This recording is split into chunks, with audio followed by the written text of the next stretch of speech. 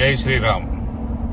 రేవంత్కి తెలవక కాదు, కావాల్సుకునే హిందువుల్ని విడదీద్దామని కుల రాజకీయాలను ప్రతిరోజు ఎవడో ఒకటి మాట్లాడుతున్నాడు.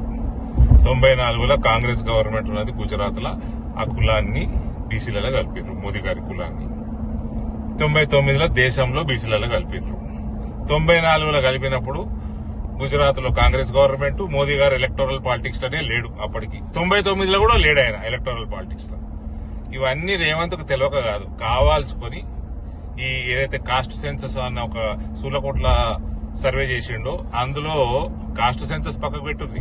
అసలు మొత్తం సెన్సస్ తప్పు. 1 కోటి మంది మైనర్లు 18 సంవత్సరాల లోపల ఉన్న వాళ్ళు గాయం ఉన్నారు ఈ రాష్ట్రంలో అని మొన్ననే రుజువు చేసిన. ఈ 1 కోటి మంది గాయం ఉన్నప్పుడు ఇంకెక్కడ సెన్సస్, దిక్కుమాల సెన్సస్ అయిపోయినాక ఇవన్నీ కూడా కావాల్సుకొని హిందువుల్ని విడదీద్దాము, ముస్లింలకి చెంచగిరి చేద్దాము, ఇటువంటి రాజకీయాలు చేసి మనకు భారతీయ జనతా పార్టీ వీక్ చేద్దామని. ఇటువంటి దొంగ రాజకీయాలకి భారతీయ జనతా పార్టీ శ్రేణులు, కార్యకర్తలు, నాయకులు ఎవ్వరు కూడా పడరు. ఈ ట్రాప్ లో పడొద్దు. అందరం ఒకటై మనము భరతమాతని గెలిపియాలా, ఈ దేశాన్ని, రాష్ట్రాన్ని హిందూ రాష్ట్ర స్థాపనలో చెయ్యాలి. ఇక్కడ ఒక్కటి మాత్రం తప్పకుండా గుర్తుపెట్టుకోండి, బటింగే తో కటింగే, ఏక్ హే తో సేఫ్ హే.